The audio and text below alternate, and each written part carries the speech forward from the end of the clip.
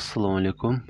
Бүгүн жоон ичеги тууралуу сөз болот. Эгерде короткон убактыңызга күйүп, материалдан пайда алгыңыз келсе, колуңузга ручка менен дептер алып алыңыз дагы мен айта турган сунуштарды жазып алыңыз. Анткени уккан нерселердин көпчүлүгү баары бир эстен чыгып калат. Жоон ичеги узундугу 2 метрге чейин болгон ичкиңдүү орган. Баарыбыз билебиз, негизги кызматы ашша нерселерди кал түрүндө сыртка бөлүп чыгарат.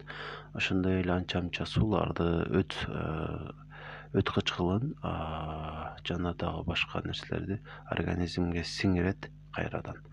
Андан сырткары анча сок түрүндө ферменттерди бөлүп чыгарат, бирок бул кызматы анчалык таасирдүү эмес. Дагы илимде тасталган же болбосо мен билбеген ошондой эле азырча аныкталып элек кызматтар да болушу мүмкүн. Бирок биз үчүн эң маанилүүсү албетте анын бөлүп чыгаруу кызматы.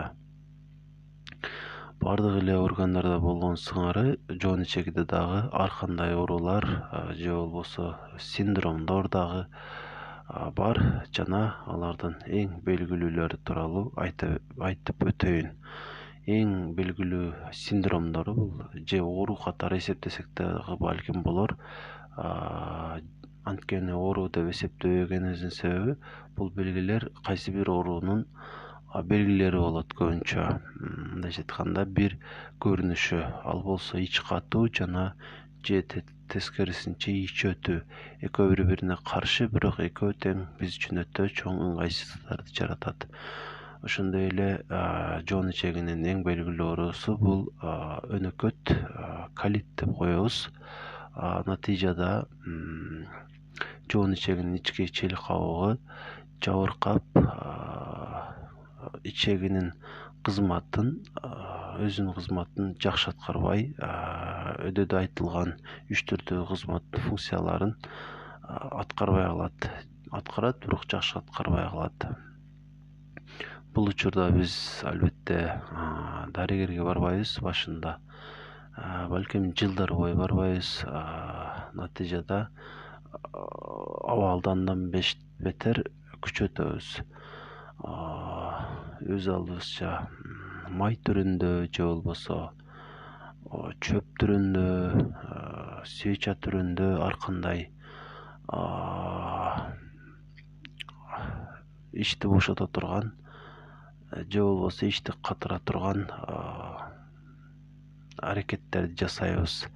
Алар тууралуу айта турган болсом кыскача, эгерде сиз ошол чөп түрүндө же болбосо таблетка түрүндө болгон сенодексин ушул сыяктуу нерселерди иче турган болсоңуз, албетте ал жакшы жардам берет, убактылуу.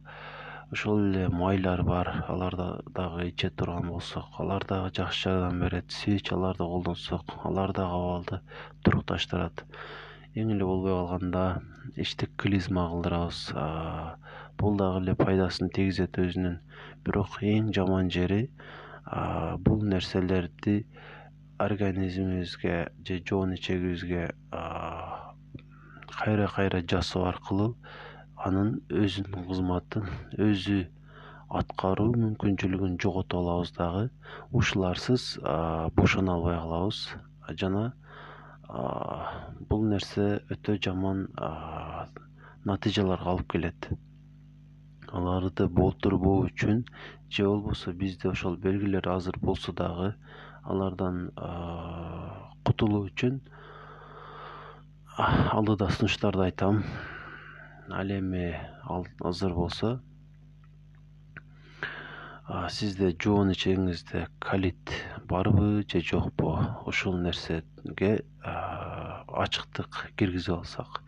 Эгерде сизде ушул оору бар же жок экенин билгиңиз келсе, мен айта турган белгилерди карап чыгыңыз. Эгер алардын көпчүлүгү бар болсо, демек сизде ушул оору бар. Ал эми аз болсо же жок болсо, демек сизде бул оору жок. Албетте мен айта турган белгилер бир гана ушул ооруга тиешелүү болбогондуктан жакшыраак билүү үчүн баары бир колоноскопия аркылуу аныктоого туура келет. Демек, биринчиден сиздин жашыңыз кеминде 40 жаштан жогору болуш керек бул оору менен ооруп калыш үчүн. жакынкы 2-3 жыл аралыгында салмагыңыз түшүш керек же болбосо арыкташыңыз керек, арыктап калган болушуңуз керек. Сиз атайын өзүңүз эмес, нар жагынан арыктап калган болушуңуз керек. Ошондой эле ичиңиз ооруйт, албетте гендиктин айланасы катуу ооруйт, ооруганда дагы ушул негизги белгиси. Ошондой эле ажатканага тез баргыңыз келет, бирок барганыңыз менен эчтеке чыкпайт. Бир туруу ичиңиз катып калат, бир туруу ичиңиз өтүп кетет. Жана дагы узак убакытка чейин, мисалы 10 күнгө чейин дагы бошоно албай жүрө бересиз. Жана дагы айта бере турган болсом, денеңиздеги жалпы белгилерден ошол эле алсыроо, аскандуулук сыяктуу белгилер дагы болот. Ушундай белгилер сизде бар болсо, демек сиз ушул оору менен жабыркашыңыз мүмкүн. Эми андан кутулуу үчүн албетте чара колдонуш керек, бирок өйдөдөгүдөй эмес. Бисекадил, сена, жана дагы свечалар, майлар ар кандай. Буларды колдонуштун кереги жок. Эч чыдабай калганда гана, мисалы, бир жумага чейин бошоно албай калганда гана колдонсоңуз жакшы болот. Ал эми сизде бул нерселер жок болсо абдан жакшы. Бирок башталган болсо, албетте дары дармек же болбосо кандайдыр бир аракеттерге баруу керек. Аларды мен өзүм билген эң пайдалуу сунуштарды айтайын. Биринчиден, эгерде сиздин ичиңиз катып же өтүп кыйналып жүрсөңүз, сулууну аласыз. Орусча муну эме деп коет, овес деп коет. Ошону сатып аласыз дагы аптекадан же болбосо базардан тапсаңыз болот. Базардан таба турган болсоңуз, аны жууп аласыз бир аз. Жана аны кечинде бир чыныдай же андан азырагын жыйтып коесуз сууга. Эртең менен аны дистерленген суу болсо абдан жакшы. Дистерленген суу жок болсо жөн эле сууга кайнатып туруп, анын суусун бир аз муздатып ичесиз. Күнүнө 3 маал болсо абдан жакшы, 1-2 стакандан иче бересиз. Ал эми ошол суудан калган түбүндөгү сулуунун өзүн блендериңиз болсо блендерден чыгарсаңыз сок болуп калат. Аны дагы эртеден кечке ичесиз. 1 стакан чыкса дагы, 2 стакан чыкса дагы аны оозуңузда бир аз сактап туруп жутасыз. Бирок аны бир жутуп койбойсуз, бөлүп, мисалы 1 стакан болсо деле ошону түшкө чейин же кечке чейин отуруп бир 2 кашыктан жутуп койсоңуз абдан өзүнүн жакшы пайдасын берет. Бунун пайдасы бир гана жоон ичеги эмес, териңиздин абалына, кант диабети менен жабыркасаңыз, ушул оорудан дагы жеңилдегенге пайдасы зор. Албетте буга көңүл бурасыз деп ойлойм жана аткарасыз деп үмүттөнөм. Экинчи сунуш, ошол нерсени аткарып турган убакта гречкадан диета кыласыз. Зыгыр майына гречканы бышырып аласыз дагы. Ушуну гана жейсиз. Муну менен дарыланып жаткан убакта эң кеминде ушул экөөсүн 3 күн же 4 күн аткарып көрүңүз, күчүңүз жетишинче. Жана өзүңүздөгү өзгөрүүлөрдү байкаңыз. Өзгөрүүлөр албетте сонун болот. Мындан эч күмөн санабай эле коюңуз жана аткарыңыз. Андан сырткары жоон ичегиге жага турган дагы 2-3 нерсени айтып кетейин. Кадимки эле жүгөрүнү аласыз. Жүгөрүнү болгондо дагы анын